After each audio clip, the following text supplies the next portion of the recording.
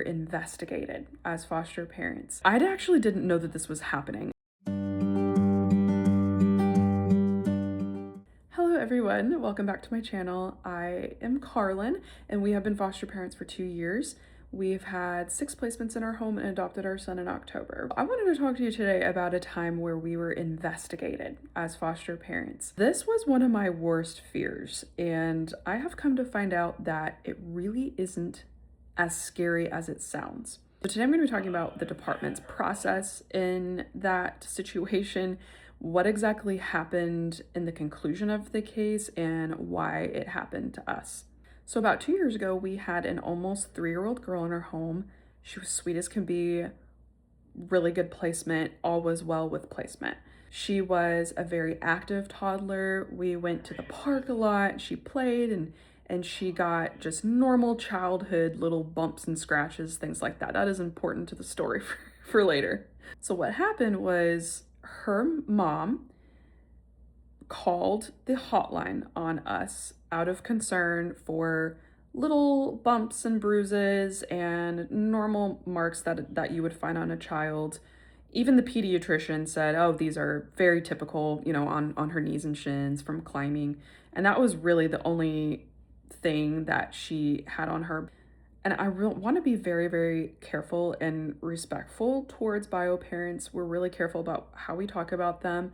I don't want to talk down about mom, but the fact of the matter was that mom was not relaying her concerns in a reasonable manner. And that is the best way that I can describe that. So she called the hotline on us and it sparked an investigation. And one note that I'll say is that the caseworker, the transport person that transported the child to visitation, they were all in major support of us. They were worried that we were going to quit, that this was just too much, it was like too much pressure for us and we were just going to quit and never come back. And which is a good sign, because that means they see you as a foster parent, a good foster parent, and they don't want to lose you, which is a really good place to be when you're working with CPS. So that was really encouraging that everyone was so supportive of us and being like, just, you'll get through it. Like, it's not a big deal, don't worry. And so we had a lot of support from the team, which was great. During the investigation, I got a knock on my door. I actually didn't know that this was happening. I did not know that mom had called the hotline. I didn't know that there was now an open investigation in our home. They just randomly showed up to my door. Also, as a side note, this is the kind of mother who found out where we lived. I got a call 8 a.m. one time from the caseworker saying, I just want to let you know that mom knows your address. She knows where you live. And I'm not gonna lie, this was pretty scary because I didn't know this person. I didn't know the specifics on the situation. I had never met mom. We only had the child for 2 months. And it didn't seem very friendly to me. And so I was a little paranoid for about a week. And here I am getting a random knock on my door from a stranger I didn't know. Thankfully, I had a doorbell camera and I saw that they were wearing a CPS badge. And so I was like, okay, it's just a CPS person. Maybe they're here because of that incident. I don't really know. So I went ahead and opened the door. It turns out it's an investigator, and she came into our home. And so what happened during that process was that she did a home inspection, and it was by no means as thorough as a home study. She wasn't looking for, the essential oils were out on the counter or anything like that. She was mainly looking for overall safety in the home. Like, there wasn't any knives that were within reach of the child, that our weapons were stored properly, that we had outlet covers, that we had the proper minimum standard for a foster parent. And what she was looking for was just obvious things that were like blatant disregard for the licensing standards. And then came phase 2. So she then sat down at the table with us and did a forensic interview. And some of the questions that were asked were specific to the complaint that was made about us.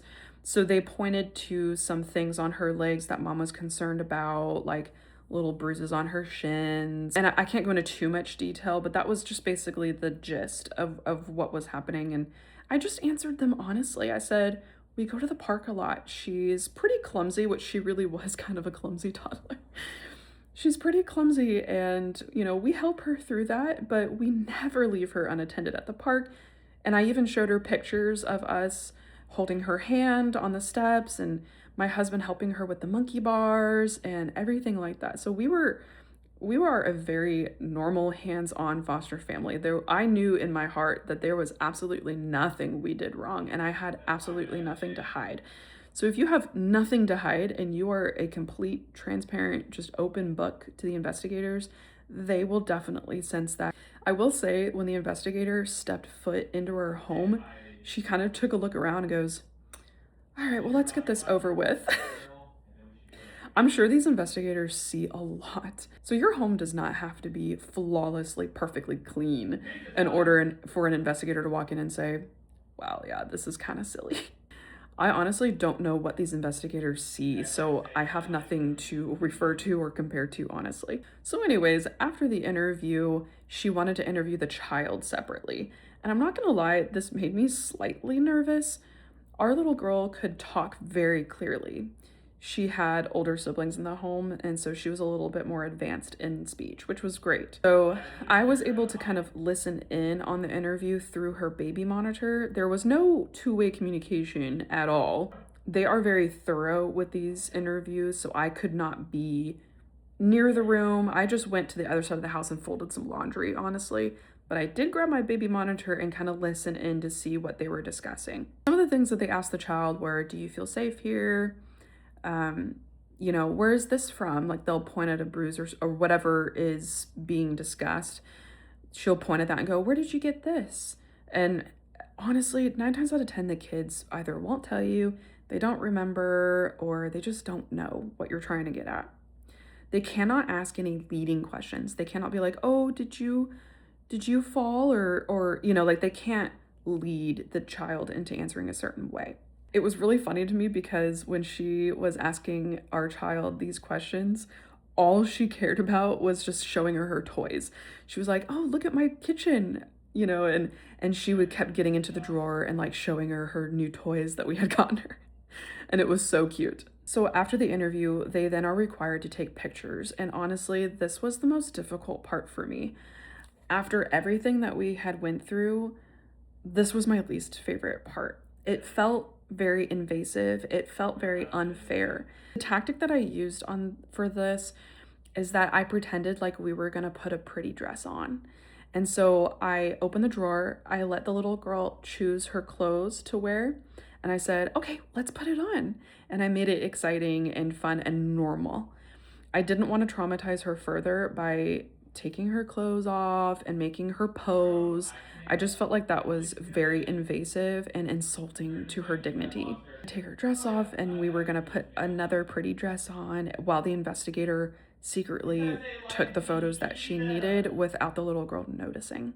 So once we got that over with, I was relieved at that point that it was done, and then the investigator said that she would need to interview my husband. And this was a harder part because he was not home and he is a truck driver. So he has odd hours. Sometimes he works through the night. Sometimes he doesn't get home until 1 p.m. So it was hard to catch him.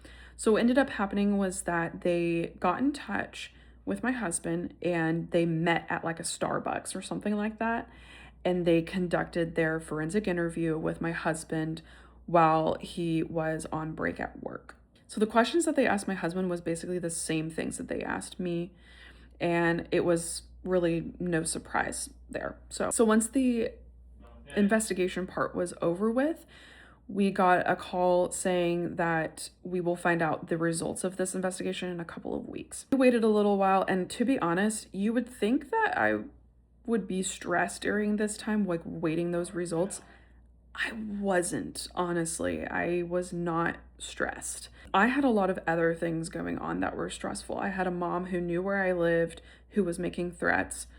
I had a child who I was caring for that had some trauma going on. And I was also focused on the fact that there was a home study complete and she was moving placements. I had a lot of other things going on besides this investigation that I really didn't feel like I needed to worry about. So after all that was done, we did end up getting the results in the mail. I actually was not called about it. I received a letter in the mail saying that the case was closed and that there were no findings and that we were good to go. And it's interesting because at the time that this was going on, we were actually trying to be open again for another placement before this little girl had left her home. We had overlapped our placements there for a few months, and we could not be officially open until the investigation case was closed. So that was a little bit frustrating because we were like, when is it going to be resolved? When is it going to be resolved? And it was taking a little while. And then finally, I got that letter in the mail, and I immediately texted our intake people saying, like, hey, case is closed. Can we please be open today? And sure enough, we were open that day as soon as I found out, and we got a placement the next day. So the next placement we had gotten was a 6-month-old baby. So that was really fun. This little girl was so cute because she wanted to feed the baby and she wanted to be so involved. So she had left about a week later and went to go live with a family member. So I'm here to tell you that when there's an investigation open on your home, as long as you are being a good foster parent, like you need to be, you have nothing to hide, and the accusations are outlandish, maybe they're based on something credible, but there is absolutely nothing that you did wrong. I'm here to tell you that there seriously is nothing that you need to fear about investigations. Now I know how they work and what happens. I have the confidence to face them head on if it does happen. And I will acknowledge that my nervous system was shot after this. So there was a certain level of adrenaline, of worry, but the investigation was honestly the least of my problems. I was there to show up for the child, to take care of their needs, and the investigation was just noise in the background that I just didn't need. So be confident, don't be scared, I promise. It's really not that terrifying as it may seem. I'm a foster mom and we talk about foster care here, so please subscribe and like this video. It helps me out a lot, and we'll see you in the next one.